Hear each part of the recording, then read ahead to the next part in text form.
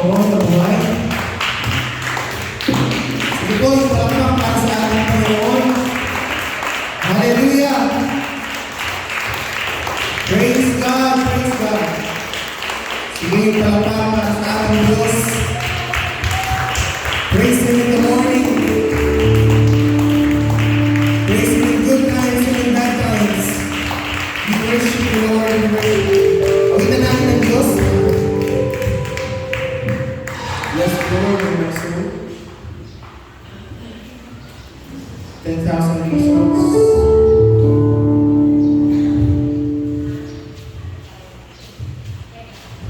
Praise God.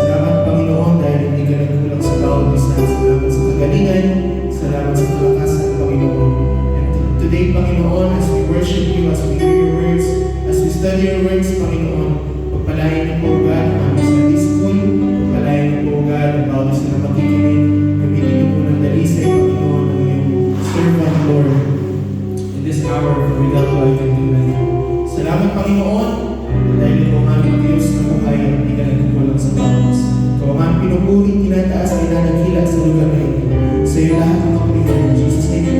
Amen. Kapag natin ang Diyos, praise God. God is good. And all the time, lahat ng nag-almusal, magsabing praise the Lord. Lahat ng hindi nag-almusal, magsabing praise the Lord. Ayan. Parang mas malakas yung mga hindi nag-almusal.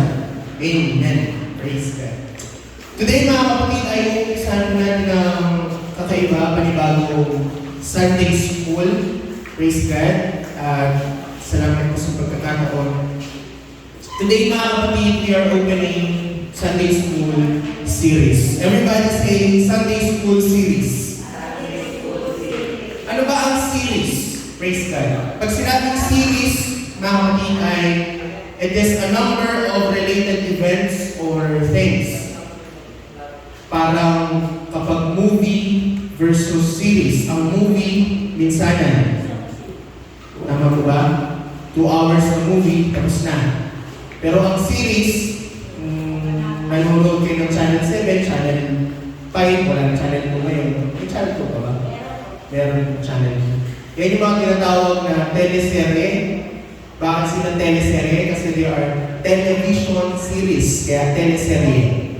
So ang series is mahaba. Ibig sabihin, iba-ibang chapter, iba-ibang episodes na pag-aaral. Hindi natin siya pag-aaralan ng minsanan lang. So, ang series mga kapatid ay mahabang pag-aaral. So, starting today po, simula po sa araw na ito, ang ating pong Sunday School ay magiging series na siya. Hindi na po siya yung kung ano gusto ituro ng teacher, yun yung ituturo niya, next Sunday, ibang lesson, next Sunday na naman, ibang lesson. So, uumpisahan po natin siya sa araw na ito. Nagkaroon po ako ng opportunity at binigyan po tayo ng permission ng ating pastor na sa ating Sunday School ay magkakaroon na po tayo ng mga series. Amen. Ang mga lessons ay gagawin natin laderize. Sinabi kong laderize, parang sa eskwela. Hindi tayo mag-i-start agad ng grade 6. Grade 1 muna tayo. Mula sa pinaka-basic, pinaka-umpisa, hanggang doon sa mga medyo mas advanced na. Laderize siya. Ladder, hagdan, pataas. Ibig sabihin po ay progressive, hindi random ang ating mga lessons, kundi meron tayong susundan po na curriculum sa ating Sunday School. So marapat lamang, I will advise, suggest, and even require na lahat po tayo ay mag-notes. Amen. Kunti lang yung mga nag-iinom. Pwede po ba lahat ay mag-notes? Kahit sa cellphone lang. Kahit picture nyo lang yung mga slides natin dyan. Okay lang po yun. O kung gusto nyo rin magsulat, mas mainam. So sa umaga po ito, ang una po natin Sunday School series na bubuksan ay hindi na maganda. Balik mo. Isang pindot lang. Balik mo. Meron akong slide dyan. Sige, pindot. Pindot. Pindot. Yan. Ang series po natin na bubuksan ay Breaking Doubts. Everybody say Breaking Doubts. Sa series po na ito, sisirain natin. We are breaking. Sisirain natin yung mga doubts, mga agam-agam, ng bawat isa patungkol po sa mga pinaka-basic na bagay sa ating paglilingkod. Kaya ang title ng series na ito ay Breaking Doubts. Sisirain natin yung mga doubts, agam-agam. No? Our goal is after ng series na ito, lahat po tayo ay magkakaroon ng mas malinaw na pagkakaunawa sa ating paglilingkod. The Bible said in Hosea chapter 4 verse 6, "My people are destroyed for lack of knowledge. Because thou hast rejected knowledge, I will also reject thee. Thou shalt not be no priest to me, saying thou hast forgotten the law of God, I will also forget thy children." Ang desire po ng Panginoon sa bawat tao na naglilingkod sa Kanya ay magkaroon ng karunungan sa Kanyang mga salita. Amen? Sabi ng Panginoon sa Book of Hosea, ang aking bayan ay nasisira dahil sa kakulangan ng kaalaman. Totoo po ito, mga kapatid. Maraming Kristiyano ngayon, gusto na lang yung mag-worship. Pero ayaw na mag-aral ng salita ng Diyos. Dito tayo minsan nasisira. Sabi ni Lord, tinanggihan ninyo ang karunungan, tatanggihan ko rin naman kayo. Wow. Grabe si Lord, no? Ayaw nyo matuto ng aking mga salita, tatanggihan ko rin kayo. Sabi ng Panginoon sa Muslim. Learning is part of your worship. Ang worship hindi lang yung maawin at tatatalon sumisigaw. That is not worship. That is praising, that is part of your worship. But also, part of your worship is learning and studying the Word of God. What is worship? It is your expression of love. At kapag mahal mo yung tao, kikilalanin mo siya. That is also same with our God. If we want to worship and love our God, dapat kilala natin siya. So learning is part of our worship. 1 Peter chapter 3 verse 15, but sanctify the Lord God in your hearts and be ready. Everybody say, be ready. Be ready always to give an answer to every man that asks for a reason for the hope that is in you with meekness and fear. Ano sabi ni Pedro?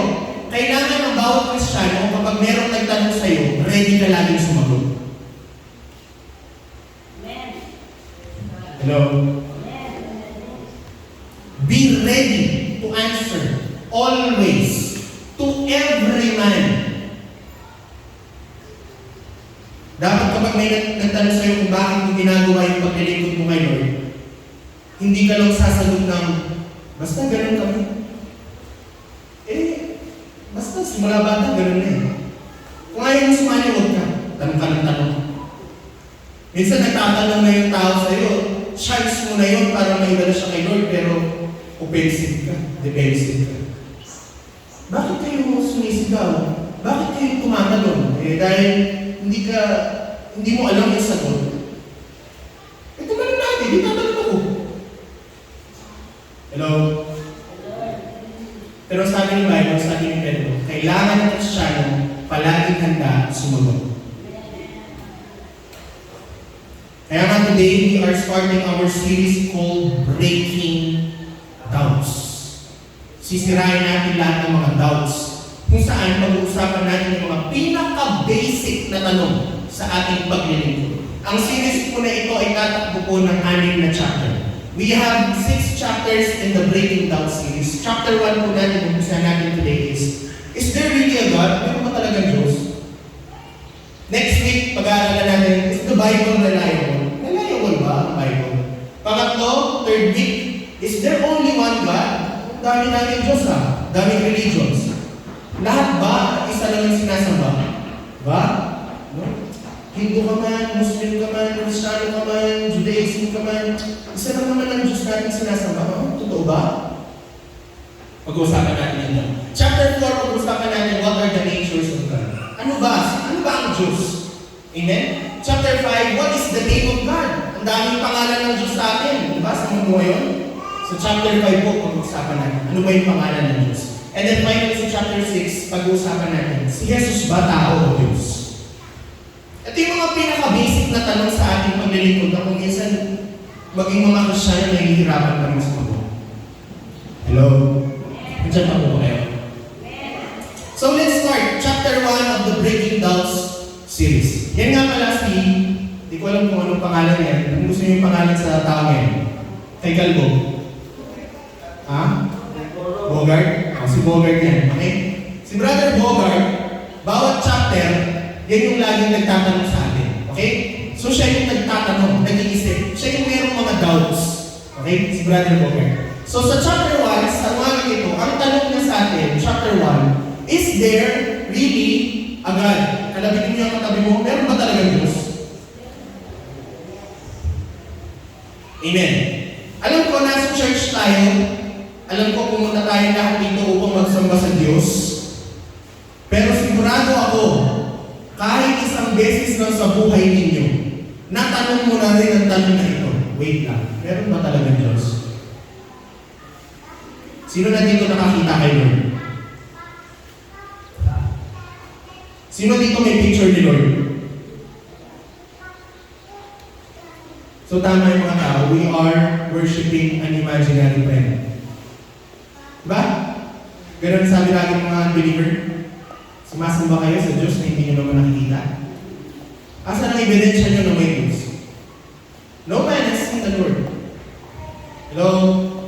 So we worship something, someone na hindi pa natin nakita at nasa isip lang natin. Sabi pa nila, imagination nyo lang yun. So, dito na nagtanong sa'yo, anong ebidensya mo na mayroong Diyos? How would you answer that kind of question? Ito po, siguro hindi kayo masyadong sanay sa ganitong klase ng Sunday School. Pagka po kasi ako nagtuturo sa Sunday School, gusto ko interactive. Kaya nga siya school eh. Kaya nga siya Sunday School. Hindi ko preaching na hindi kayo pwedeng makipag-interact. It's an interaction. So kapag may tanong ako, pwede kayo sumagot. Okay? Kasi nga school na to eh. Hindi ko alam, ginigrades din tayo dito. No? Baka mamaya, mag-quiz dito. Hindi rin natin alam. Okay? So Sunday School, dapat interactive tayo. So, anong pwede isagot natin sa mga tao na nagtatanong, anong ebidensya mo na meron ng Diyos? Dati yung sagot ko lang po dyan, dahil ito lang din yung narinig ko lagi. Alam mo, kapag may nagtanong, anong ebidensya mo na meron ng Diyos? Sagot ko lang lagi, alam mo, si Lord parang hangin. Hello? Si Lord parang hangin. Di mo man siya makita, nararamdaman mo siya. Boom, panis. Diba? Boom. O, ano ka ngayon? Diba? Pero it doesn't make sense. Sinasamba mo ba ang hangin?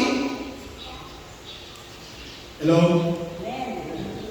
So, anong ebidensya mo? Ba't ka nandito? Ba't ka nakaupo dyan ngayon sumasamba sa Diyos na hindi mo nakikita? Anong ebidensya mo na totoo ang Diyos? Alam niyo, pagiging Kristiyano, dapat skeptical ka. Hindi ka lang laging uto-uto na naniniwala sa kung ano yung sinasabi sa'yo. Dapat ikaw mismo naghahangad ka na siya sa atin ang katotohanan. Kaya nga gusto ko yung mga tao nagtatanong. Kasi gustong matuto. Hello? Hindi yung pag sinabi, mas maniniwala na okay na yun. No. We should be people of questions. Hello? We should be people who are asking questions. Especially the most important questions. Importante ito. Meron bang Diyos? Dati ito naman nasa church ko, ganito yung tanong eh. Meron bang Diyos? Siyempre meron Diyos. Hindi nga eh. Anong ebidensya natin na meron Diyos? Paano natin papakilala ang Diyos kung hindi naman natin masabing 100% meron Diyos? So paano mo sasabihin? Do you know, people want evidence. For them to see is to believe. So para ipahayag natin na mayroong Diyos, kailangan ipakita natin sa kanilang Diyos. And today, gusto ko pong ituro, i-share sa inyo kung paano ipakita si Lord sa mga tao. Okay po ba yun? So the question is there really a God? Gusto ko po kayong bigyan ng tatlong arguments. Everybody say arguments. Arguments or argumento. O, sino yung mga tao gusto nakikipag-argumento? Yan. Arguments mean point of discussion. Mga bagay na pwede mong pag-isipan. Marahil hindi mo pwede ipakita sa iyo ang picture ng Diyos, pero bibigyan kita ng tatlong bagay na pwede mong pag-isipan. What are these? Argument of design, argument from origin, and argument from moral law. Medyo malalim ang mga terms, pero madali lang yan intindihin. Ulitin ko, argument of design, of origin, and of moral law. Number one, argument of design. Ang sinasabi ng argument of design, mali pala. The complexity of design of everything in our planet points to a deliberate designer. Ang unang argumento ay ang argumento ng disenyo na sinasabi, dahil nakikita natin na sobrang komplikado ng disenyo ng lahat ng bagay sa mundo, ang ating konklusyon ay hindi pwedeng walang nagdisenyo ito. Hello? Unang ilustrasyon ko, cellphone. Pag sinabi ko pa sa inyo, for example, itong cellphone, itong iPad na ito, Brother Jock, saan mo nabili yan? Hindi ko ito binili, napulot ko lang. Kasi nagbungguan yung dalawang bato. Aksidente yung bato na nagbungguan, tumama sa bagal, tumama sa wiring, naging iPad. Ngayon, dahil sa mga aksidente na nangyari, kinuha ko ang iPad ko, pwede na ako mag-Facebook. Pwede na ako gumawa ng lesson dito. Aksidente lang, walang nag-design. Ano tatawagin sa akin? Niloloko ako nito. Hello? Maniniwala ka ba na itong iPad ginawa aksidente lang? Walang nag-design? Of course, hindi. Because of the complexity. Hello? Dahil pag tinignan mo yung iPad na ito, it works. Hello? At sobrang komplikado ng kanyang pagka-disenyo, ang ating konklusyon, okay, dinisenyo ito ng isang inventor, ng isang programmer, ng isang developer, ng isang engineer. Because of the complexity of design. Hello? Now, sa ganung premise, sa ganung logic, gagayahin natin yung logic ng iPad ng iPhone, titignan natin yung mundo natin. Una, ang Earth. Tingnan natin yung mundo, yung Earth. Ang Earth, everybody say Earth. Ang mundo natin around 8,000 miles ang diameter. Atmosphere ay mostly nitrogen at oxygen. Aksidente, no? Na ganun ang ating kailangan ng tao. No? Around 24 hours ang sa rotation, 365 days ang revolution. Ang distance niya sa buwan ay 384,400 kilometers. Alam niyo po ba na kung mas lumapit pa ng konti ang buwan sa Earth, yung tide, alam niyo yung tide, hindi yung sa buwan, yung tide, yung low tide, high tide sa dagat. Kapag lumapit pa ng konti yung buwan, yung tide sa dagat ay maapektuhan ng gravity, hihilain na ng gravity ng buwan. At magkakaroon lagi ng mga tidal waves na malalaki sa mundo. Yung mga vulkan laging sumasabog kasi yung mga nasa loob na magma, lava, magma, ay laging aangat dahil nahihila ng gravity ng moon. The distance of Earth and Moon is so precise. Para kung minsan may high tide, may low tide, pero balance pa rin. Kung minsan may pagsabog ng vulkan, pero balance pa rin. At kung lalayo pa ng konti ang moon sa Earth, bibilis na po ang ikot ng mundo. Kasi nagbabalance ng pag-ikot ng mundo ay ang buwan. Hindi siya makaikot masyado dahil may gravity na humihila at nagbabalance sa kanya. So kung lalayo ang moon, kung wala po ang moon, do you know, kung wala ang moon, hindi magsusurvive ang mundo.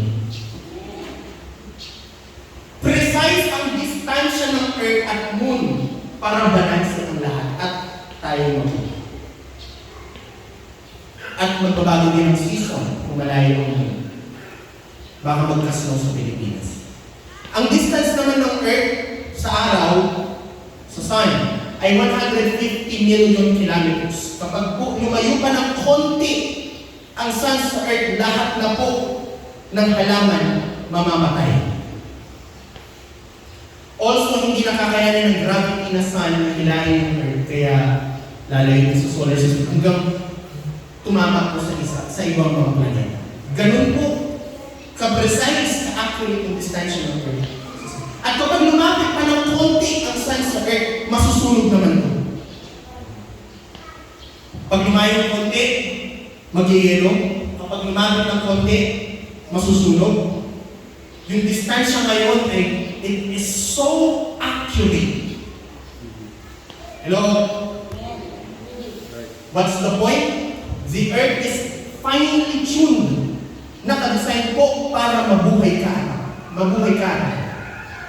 No other planets can do this. Only Earth. So if you think about that, kung pag-iisipan natin ito, masasabi mo ba na aksidente lang? Hindi, aksidente lang na ganyan yung distansya ng moon sa pati yung sun. No. One can think and come into conclusion. Hindi pwedeng walang nag-design ito. That's one. Hindi pa naman yun yung ebidensya ng ito. Okay pa tayo. Pangalawa, water. Let's discuss water. Ang water, mga kapatid, ang tubig. Everybody say tubig. Marahil hindi na natin masyadong napapansin, but water is amazing. Even scientists of today, namamangha pa rin sila kung bakit ganito ang tubig. Kasi ang tubig, colorless, odorless, walang amoy, tasteless, walang lasa, pero kailangan ng buhay. Ito lang yung bagay na walang lasa, walang kulay, walang amoy, pero kailangan ng buhay. Alam niyo ba na hindi ka mamamatay kung 10 days kung hindi kumain, pero pwede kang mamatay out of dehydration. Because water is vital. It has a wide margin between boiling and freezing point. universal solvent, kahit ano pwedeng lusawin. Chemically neutral, unique surface tension, recyclable. Nare-recycle ng tubig. Paano nare-recycle? Alam mo ba yung ihi mo, pupunta rin sa taas, tapos magiging ulan, purify, kasi ihi mo yung ulan. Hello? Alam ba na yung waste sa dagat ay ilinis yan, pupunta sa ulan, magiging ulan, pupunta sa dam, ihi mo ulit. Recyclable ang tubig. Hanggang ngayon, na-miss pa rin ng mga scientists at mapapaisip ka, hindi pwedeng walang nag-design ng tubig. Hello? Paano? Brain. Utak. Alam niyo po ba na walang computer ngayon at maging sa future, foreseeable future? Sabi ng mga computer programmers, wala, never, impossible na makopya ng computer ang utak ng tao. Yung millions and billions of nerves, neural circuits, sobrang komplikado. Pero napagkasya siya sa 15 centimeters lang ng utak. 15 centimeters lang ang utak na. Wow, amazing. At yung utak na yan kaya mag-process ng colors, objects, temperature, pressure, texture, emotion, thoughts, memories, breathing patterns, eyelid movement, etc. More than 1 million messages per second. Walang lag. Walang mataas na ping sa utak. Kaya i-process. Ganyan ka-amazing ang utak. At kahit ang computer, hindi ito pwedeng compute. At kapag naisip mo, grabe ang utak mo, hindi pwedeng walang nag-design dyan. Pangapat, eyes. Yung mata mo na lang. Yung mata po natin nakakakita yan ng around 7 million colors. Walang camera na pwedeng dumaig sa mata. Do you know? It is impossible to build a camera as accurate as the eyes of the human. Ang mata natin merong autofocus. Kasi diba? Kapag nakatingin ka sa isang tao, yung iba nag-blur.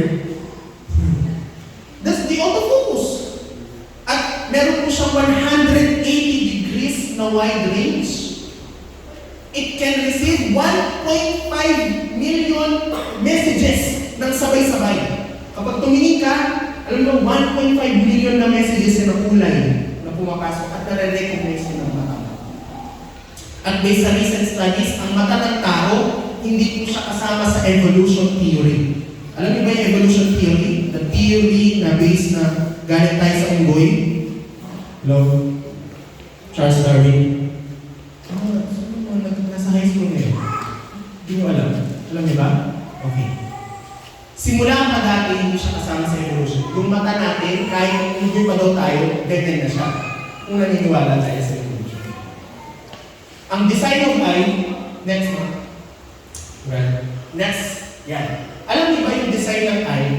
Yung object, yung kandila, kapag pumasok yan dun sa pupil sa iris, binabaliktad niya yan pag pinasok sa brain. Pero yung brain, ibabaliktad niya ulit para, ang galing no? They are working together. And if you will think about it, hindi pwedeng walang nag-design yan. Next, DNA.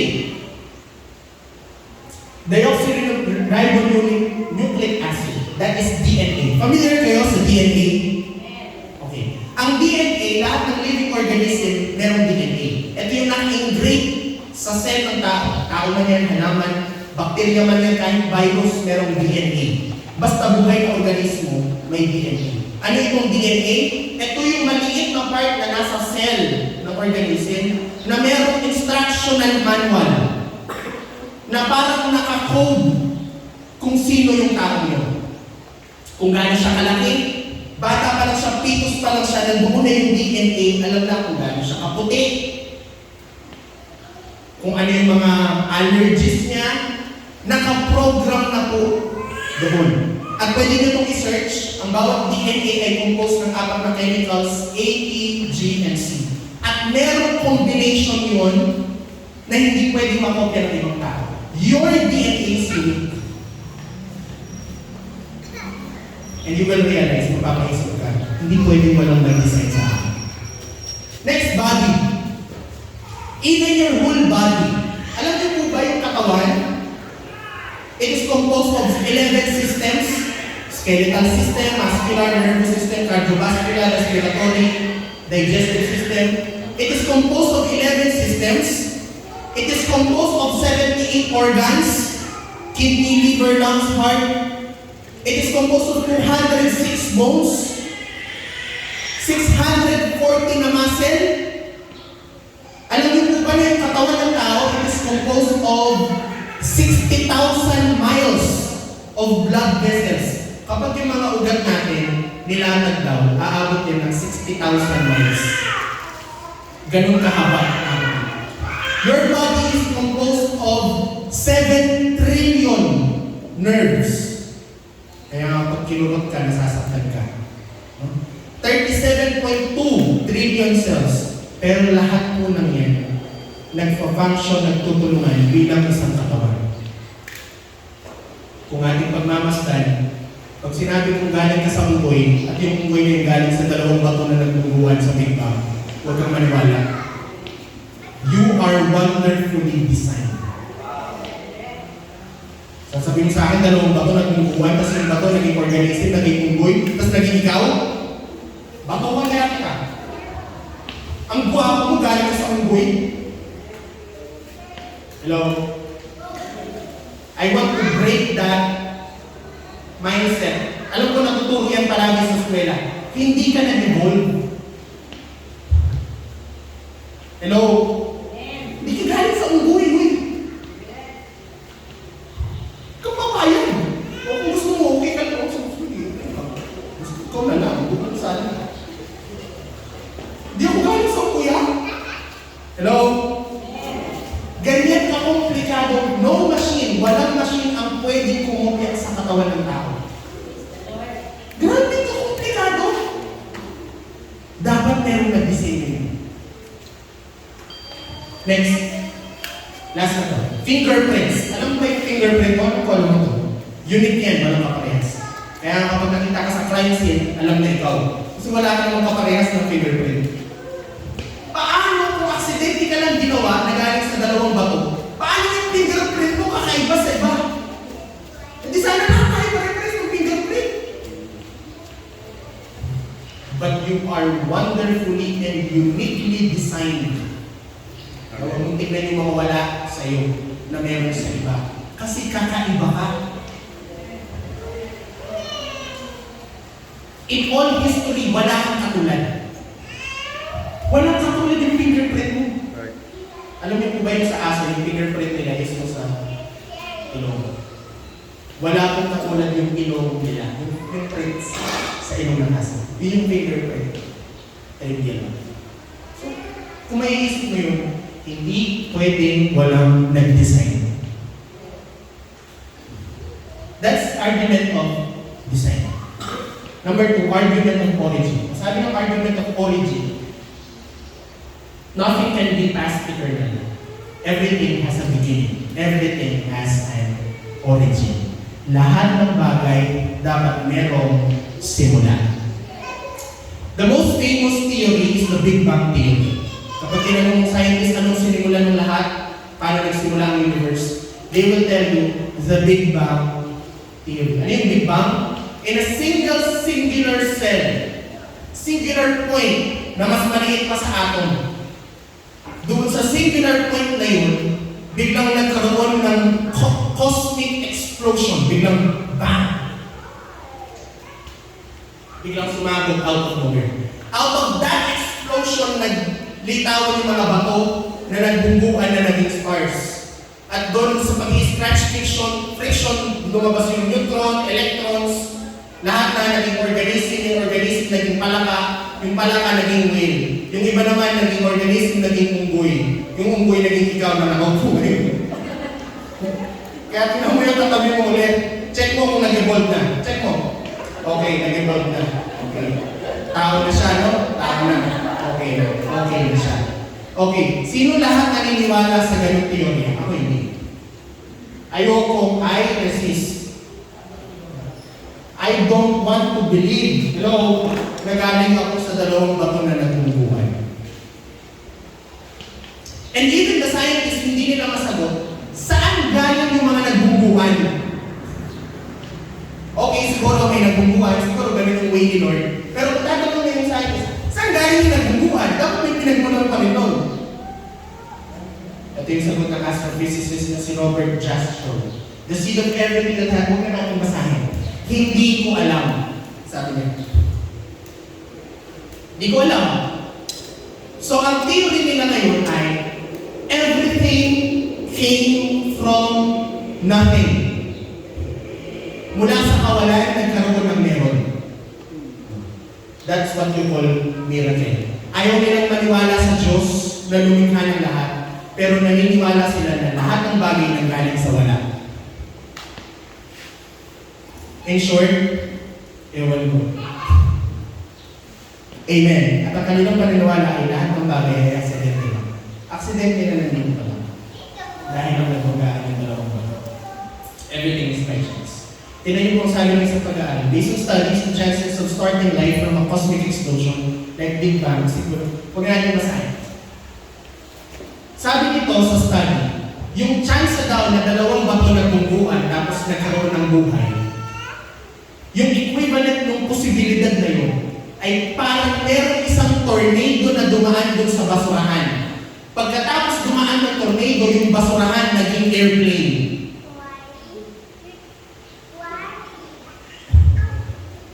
Or yung chance na meron kang ticket, bumibili ka ng ticket sa loto at araw-araw ang nananalo ng 1 million. Ganon daw yung posibilidad na mangyari yung sinasabi ng mga science, dalawang bato na bumubuan at ikaw naging tao. Ganon yung posibilidad. In short, milagro.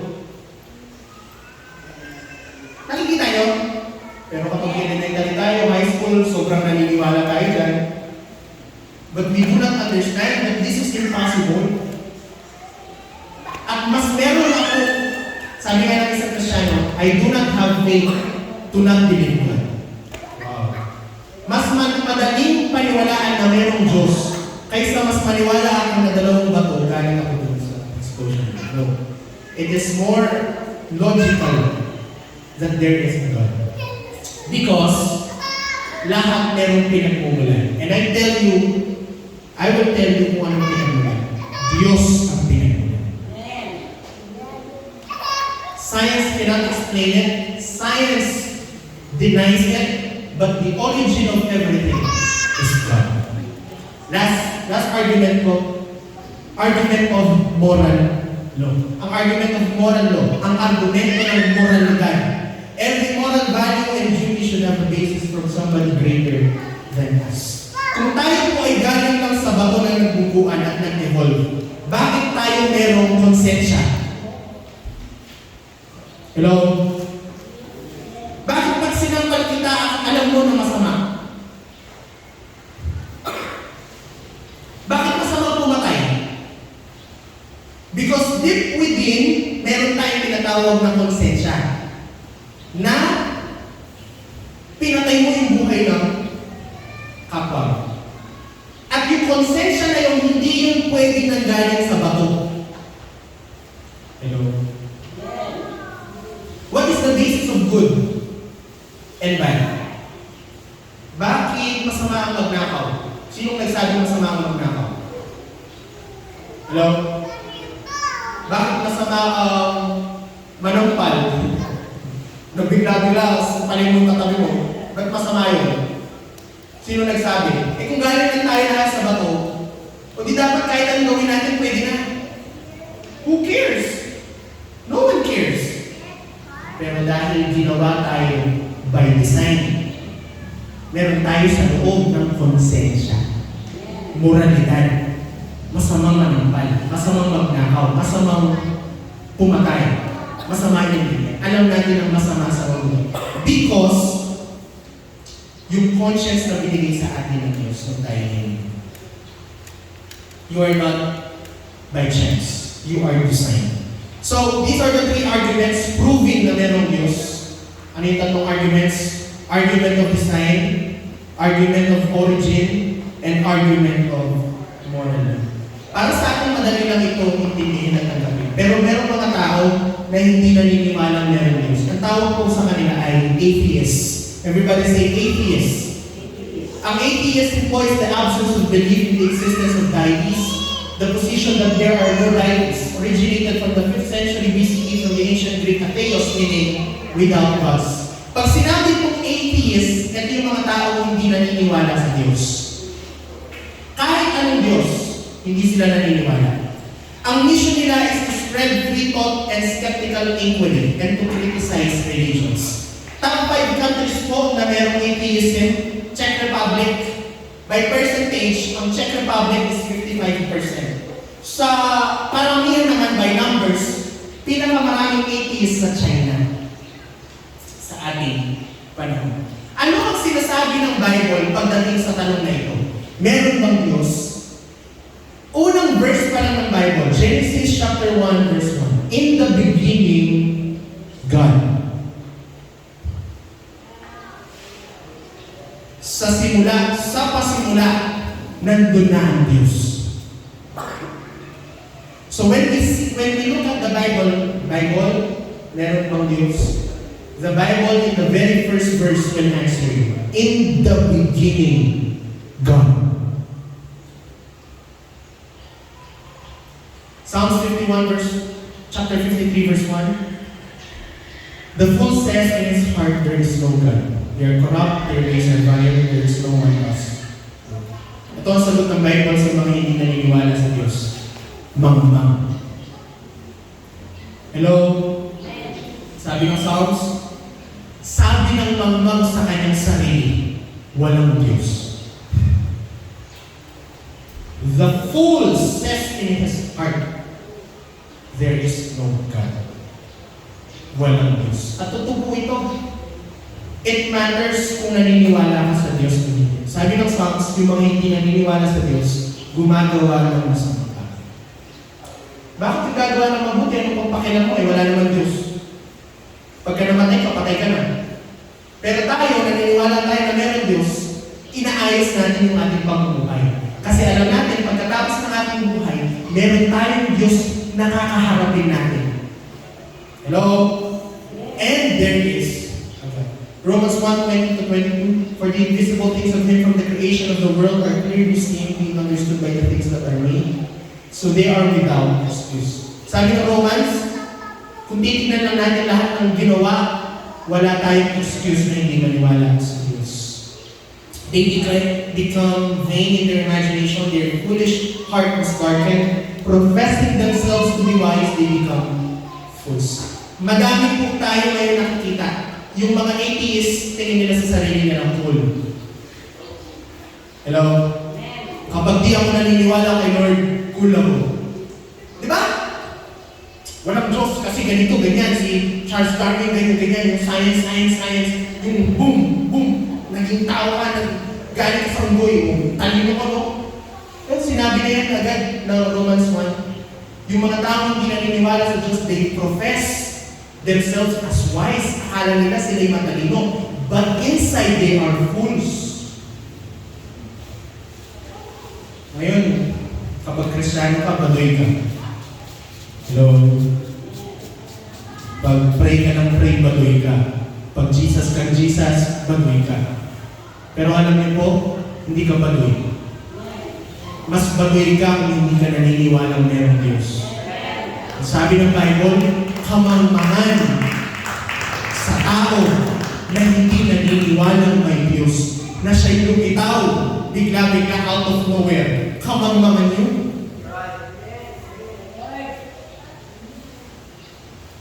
Pero pag nag-share kayo ng word, huwag niyo masabihin, mangmang ka, brother. Yung mga arguments, tatlo kanina, yun yung sasabihin. Throughout history po, alam niyo po ba, marami pong scientists na naglingkod sa Diyos. Michael Faraday, yung nakadiscover ng electromagnetic induction. Christian po si Faraday. Blaise Pascal, sigurado ako kilala si Pascal. Blaise Pascal, yung mag-aaral. Okay? Inventor of hydraulic press at mechanical calculator. Yung calculator siya yung Isaac Newton, laws of motion, inventor of reflecting telescope. Si Isaac Newton po ay Kristiyano. At alam niyo kung sabi niya, the more I study the nature, the more God is revealed to me. Wow. Yun ang matalino.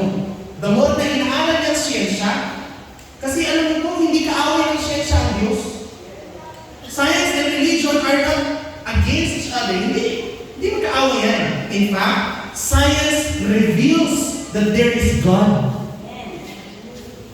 Kung pag-aaral mo siya, ma-realize mo, grabe, merong Diyos. Pero ang iba lang, pinipilit nila sa kanilang sarili na, alam na nila, ayaw pa nila naman. Because they will profess na ako hindi marunong ang Diyos. Ayaw nila. Hello? I will conclude the lesson here. Ito po ang conclusion ng ating lesson sa umaga. God, yun, yung una. Yan. God is incomprehensible. Everybody say incomprehensible. Hindi mo pwedeng maintindihan ng Diyos. Hello? Hello? Kahit gugulin mo ang buong buhay mo sa pag-aaral sa Diyos, never mo siyang maiintindihan yung buong pagka-Diyos ng Diyos, hindi mo pwedeng ipasok sa 15 centimeters na utak mo. Kasi Diyos siya. God is incomprehensible. Every day kang magbasa ng Bible, never mo pa rin maiintindihan ang kabuuan ng pagka-Diyos ng Diyos. There is always the mystery of godliness.